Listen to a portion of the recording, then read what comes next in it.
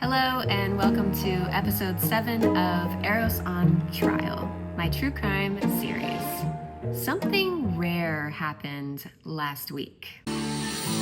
Dr. Phil used an hour of airtime to cover one of the most misunderstood cases happening in America right now. Dr. Phil aired a 1-hour special with Nicole Daedone, creator of Orgasmic Meditation. Yeah, it's not your typical meditation class. And currently standing trial for a charge never given on its own in the entirety of history. Something called conspiracy to commit forced labor. I'll go into that more in a moment. But in a media economy where everybody's cashing in on the hysteria clickbait, Dr. Phil actually told the truth. Let's start here with facts, because the FBI and the DOJ certainly did not. Nicole is not charged with forced labor. She's charged with conspiracy to commit forced labor. That's it.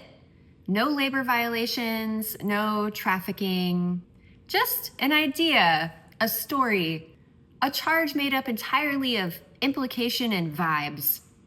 Enter Jennifer Bonjean, Nicole's badass lawyer who tells it like it is. We have a federal agent who engaged in rampant misconduct and is still involved in the case, and we believe the Department of Justice should look at this case. She calmly explains to a national audience that this indictment has no foundation. There is no underlying crime. There's no substantive offense. The prosecution appears that they looked to try and indict or charge on sexual aspects of this. Correct. Which they didn't. Yeah, because the evidence didn't support it. Correct. They came up with one charge, and that is for conspiracy of forced labor. Stereotypically, a forced labor case is like young girls being brought into the country, being told you're going to have this wonderful job, and instead they're put in a sweatshop, and they're told they have to pay off their expenses first. All their documentation is taken away from them. That's the kind of thing you're usually looking for in a forced labor charge. That's not really what's going on here. They didn't charge any substantive crimes within this complaint, meaning they don't describe actual crimes. They just talk about tactics. They asked serious questions about government overreach and prosecutorial misconduct on national television. I really want to highlight something here. Conspiracy means that this is essentially trying to charge someone with a thought crime. If they get away with this, it sets a precedent. What thought crimes might they go after you for? This case is not about forced labor.